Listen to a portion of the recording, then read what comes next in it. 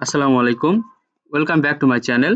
আশা করছি আল্লাহর রহমতে আপনারা সবাই অনেক ভালো আছেন। তো বন্ধুরা দেখতে পারতেছেন সিভিল সার্জনের কার্যালয় নাটোর থেকে নতুন একটি নিয়োগ বিজ্ঞপ্তি প্রকাশ করা হয়েছে। তো এখানে দেখতে পারতেছেন যে প্রায় ১১ থেকে ২০ তম গ্রেডে শূন্য পদ সময়ে জনবল নিয়োগের লক্ষ্যে এখানে অনলাইনে আবেদন করার জন্য আহ্বান করা যাচ্ছে। তো এখানে আপনারা কোন ক্যাটাগরিতে আবেদন করতে পারবেন, পদ সংখ্যা কতগুলো, বেতন স্কেল, শিক্ষাগত যোগ্যতা যে সকল জেলা থেকে আবেদন করতে পারবেন। এখানে বয়স সীমা কত হইতে হবে, এরপরে কত টাকা লাগবে ফি, সবকিছুই থাকছে আজকের এই ভিডিওতে। তো ভিডিওটি শুরু করার আগে আপনাদের কাছে একটি অনুরোধ, আমার YouTube channel unlimited job info BD চ্যানেলটি অবশ্যই আপনারা সাবস্ক্রাইব করে রাখবেন। তো বন্ধুরা চলুন ভিডিওটি শুরু করা যাক। এখানে দেখতে পাচ্ছেন ১ নম্বর যে পদে লোক নিবে এটা হচ্ছে পরিসংখ্যানবিদ। এখানে পদ সংখ্যা ধরা হয়েছে ৩টি। এখানে বেতন স্কেল ধরা হয়েছে দেখেন গ্রেড ১৪ ১০,২০০ থেকে ২৪,৬৮০। এখানে শিক্ষাগত যোগ্যতা চেয়েছে কোন স্বীকৃত বিশ্ববিদ্যালয় হতে পরিসংখ্যান, গণিত, অর্থনীতি বিষয়ে স্নাতক ডিগ্রি এবং কম্পিউটার চালানোর দক্ষতা থাকতে হবে। এরপর ২ নম্বর যে পদে লোক নিবে এটা হচ্ছে কোল্ড চেইন টেকনিশিয়ান। এখানে পদ সংখ্যা ধরা আছে ১টি। এখানে বেতন স্কেল গ্রেড ১৫ ৯,৭০০ থেকে ২৩,৪৯০। এখানে শিক্ষাগত যোগ্যতা কোন শিক্ষিত বোর্ড হতে রেফ্রিজারেশন বা এয়ার কন্ডিশনিং ট্রেডে উচ্চ মাধ্যমিক সার্টিফিকেট ভোকেশনাল পরীক্ষা উত্তীর্ণ হতে হবে।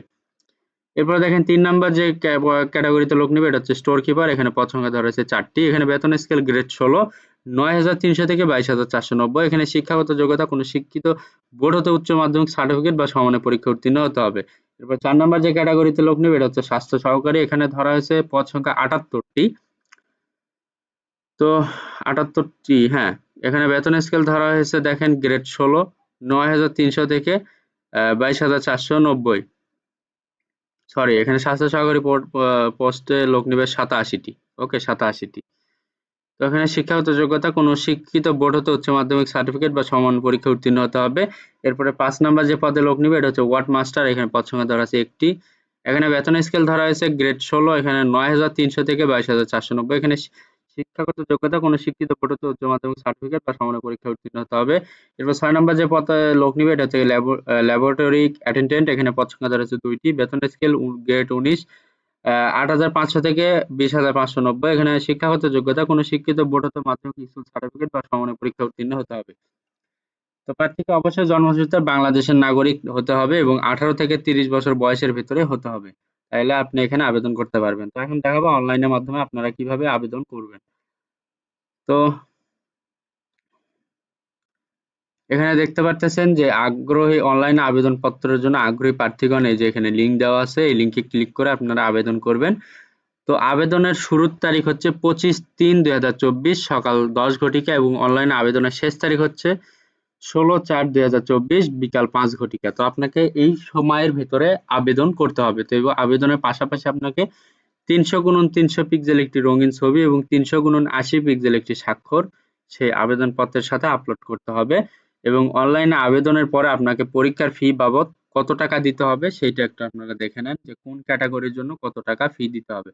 তো এখানে দেখতে পারতেছেন যে ১ থেকে ৫ নং যে ক্যাটাগরি গুলো আছে সেইগুলোর জন্য আপনাকে ২০০ টাকা বা ২২৩ টাকা অফেরতযোগ্য এই ফিটা দিতে হবে এবং ৬ নং ক্যাটাগরির জন্য আপনাকে ১১২ টাকা ফি দিতে হবে। ওকে, এটা অফেরতযোগ্য।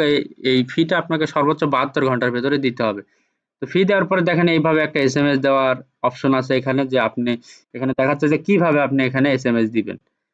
তো এসএমএস দেওয়ার পরে আপনাকে তারা একটি ইউজার আইডি এবং পাসওয়ার্ড দিবে। ইউজার আইডি এবং পাসওয়ার্ড দিয়ে আপনি এই যে ওয়েবসাইট আছে ওয়েবসাইটে লগইন করবেন। লগইন করার পরে ওখানে দেখবেন আপনার নাম, আপনার পদের নাম, আপনার ছবি, এরপরে পরীক্ষার সময়, পরীক্ষার তারিখ, পরীক্ষার জায়গা সম্বলিত একটি প্রবেশপত্র থাকবে। সেটা অবশ্যই আপনি রঙিন প্রিন্ট করে বের করে নিবেন।